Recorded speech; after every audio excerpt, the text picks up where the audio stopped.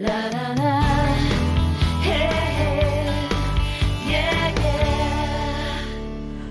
Welcome back to the show. As Lois said, three gentlemen who are really giving back to not only just here in the city, but also internationally and staying in shape at the same time. It is called GoodGuysTri, a wonderful organization. We're joined by Mike, and Steve. I'll just leave it at that. It makes it easy to jump into it. Welcome to the show, guys. It's great to have you here. Thank you so much. How did this all get started in the first place? What was the brainchild behind this? Okay. Essentially, many of us have been volunteering for years and years and get a lot of satisfaction out of it. And we decided to put an organization behind our individual efforts and build something that can do a lot of good and try to inspire other people to do it. So we leverage our passion for endurance sport to simply do good. So it's bigger than ourselves. So. And speaking of endurance, Steve and Mike, the two of you guys recently achieved some pretty incredible feats. Steve, for yourself, you were running the Great Canadian Run Relay to End Kids Cancer. Correct. Tell people about this relay and how many people were on your team.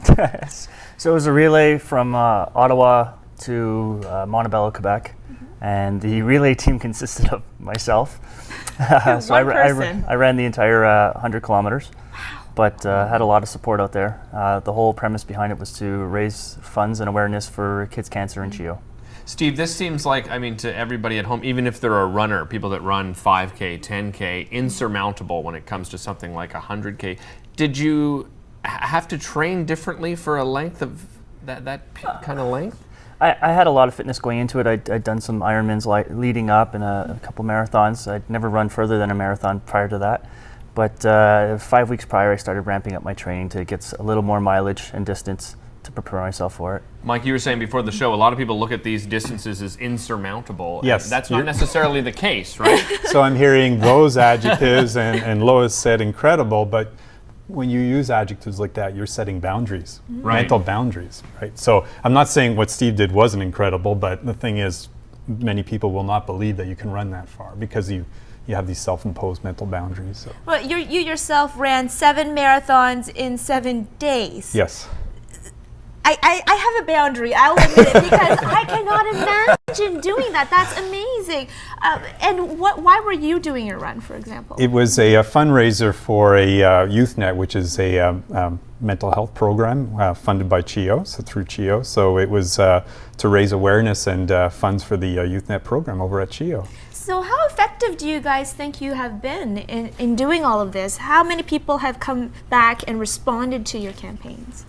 Well, the wonderful thing is that we have, we're on Facebook and Twitter, and we've got a site, and it's just been incredible growth over the last year. We started about a year ago, and we've got incredible support from individuals, from organizations, and I think the key to it all is these types of events and the events that we try to help people do really inspire people to get engaged. So it's been a wonderful exponential growth. And just to give you an idea, that like post my event, like it was wonderful covering the distance for my own self-satisfaction and raising the funds to help out the families. But post-event, the emails and the phone calls and the strangers just walking up to you and saying, "I want to shake your hand. You inspired me to go out and do a run." Like someone who just wants to do a 5K run.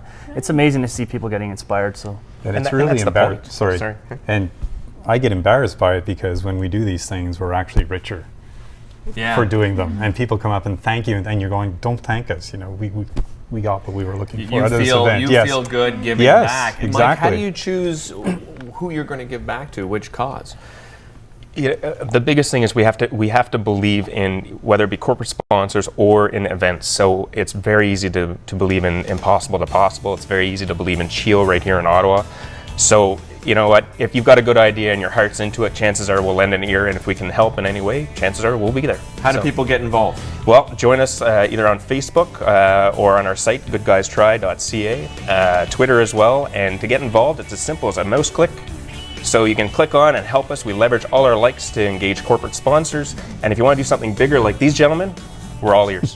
Yeah, because they do also do running clinics for those of you that do run the 10K or a little bit longer and you want to get involved. They'll help you through it as well. Guys, thanks so much for joining us. Thank you so much to help really us do appreciate it.